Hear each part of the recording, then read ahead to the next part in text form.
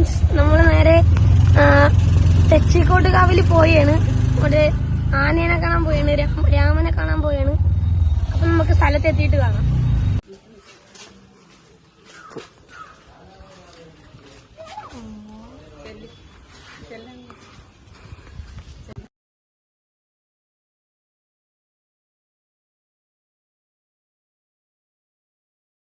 Friends, ഒരുപാട് നാളത്തെ ആഗ്രഹമായിരുന്നു രാമനെ കാണാൻ. അപ്പോൾ രാമൻ ഉണ്ട്, ഇവിടെ ഭാഗത്തിന് രാമനുണ്ട്.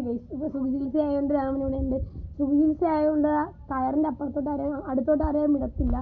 സുഖചികിത്സ ആയതുകൊണ്ട് പുറത്തുനിന്നൊന്നും ആഹാരം ആരും കൊടുക്കാതിരിക്കാനാണ്. ഫോട്ടോ എടുക്കാൻ വേണ്ടി മാത്രമാണ് ഞാൻ ഇങ്ങനെ നിൽക്കുന്നത്. ഓക്കെ, അല്ല ആനയെടുത്ത് അടുപ്പിക്കത്തൊന്നുമില്ല ആരും. നല്ല അഴകുള്ള ആനയാണ് രാമൻ. ഓക്കെ, നമ്മൾ രാമന് മാത്രമല്ല വേറൊരാളെയും കൂടി കാണിച്ചു തരുന്നതായിരിക്കും.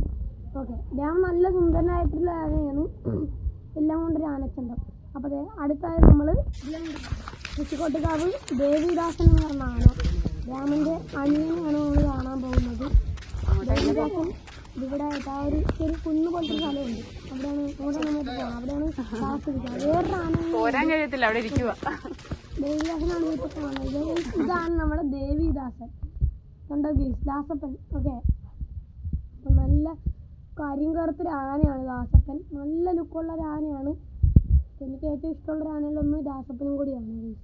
ഓക്കെ ഫ്രണ്ട്സ്, കണ്ടോ ദാസപ്പൻ അത്രക്ക് ഇളക്കവും ആട്ടമൊന്നും ഇല്ല, രാമനെ പോലെ അത്രക്ക് ആട്ടമൊന്നും ഇല്ല. ആള് ഇപ്പൊ തൽക്കാലത്തേക്ക് ശാന്തനാണ് ദാസപ്പൻ.